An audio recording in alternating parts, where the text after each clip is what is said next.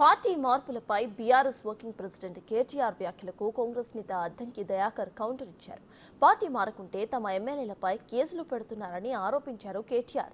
అయితే కేసులు పెడతామని ఎవరు ఎక్కడ బెదిరించారో ఆధారాలు సమర్పించాలని, లేదంటే కేటీఆర్ దోషి అవుతారని అన్నారు అద్దంకి దయాకర్.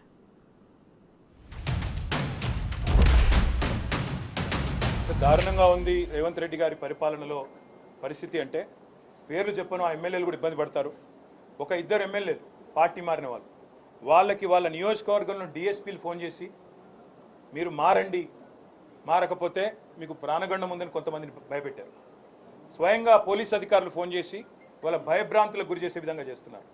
ఇవాళ బీజేపీ చేస్తేనేమో వాషింగ్ మెషిన్ అంటారు, పాపాలు చేసిన వాళ్ళు అందులో పోతే పాప ప్రక్షాళన జరిగి బయటకు వచ్చిందని మాట్లాడుతూ ఉన్నారని చెప్పి రేవంత్ రెడ్డి గారు కాంగ్రెస్ పార్టీ ఆక్రోశిస్తుంది.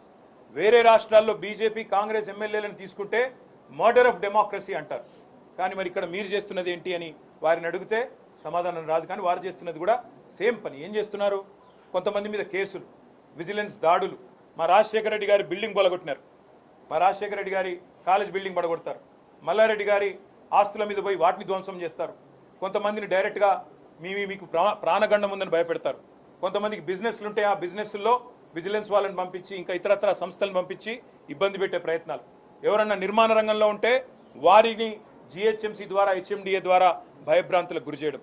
ఇవాళ బడేబాయికి చోటాబాయికి పెద్ద తేడా ఏం లేదు. బడేబాయి అక్కడ చేస్తున్న పని ఇక్కడ ఈయన చేస్తున్నాడు చోటాబాయి, ఏం తేడా లేదు.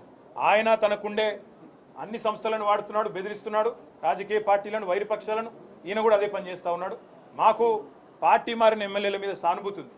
ఎందుకంటే వాళ్ళు రాజకీయంగా ఆత్మహత్య చేసుకున్నారు. వారిని నేను కాపాడలేను, ప్రజలు తప్పకుండా వారిని శిక్షిస్తారు ప్రజాక్షేత్రంలో.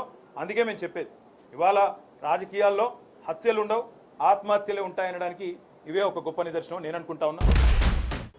మీ ఎమ్మెల్యేలని ఆపుకునే పరిస్థితి ఇది కాదు. మీ నాయకత్వం మీద నమ్మకం లేదు, మీరు ఇంకా కొనసాగుతారనే నమ్మకం లేదు. ఏ రోజున బీజేపీలో మర్జీ చేస్తారో, లేకపోతే ఏ రోజున బీజేపీతో పొత్తుపోతారనే ఉద్దేశంతో ఈ రాష్ట్రంలో, తెలంగాణ రాష్ట్రంలో ఇలా రేవంత్ రెడ్డి గారు ముఖ్యమంత్రి అయిన తర్వాత ఒక నమ్మకం కలిగింది. ఈరోజు మేము రైతు రుణమాఫీ చేస్తుంటే రైతులందరూ కూడా సంతోషపడుతున్నారు. మీరు రాష్ట్ర ఆర్థిక పరిస్థితిని అంతా దివాలా తీపిస్తే ఇవాళ కడుపు కట్టుకొని ఇవాళ రైతులకు మేము ఇలా రైతు రుణమాఫీ చేయాల్సి వచ్చిన పరిస్థితి వచ్చింది.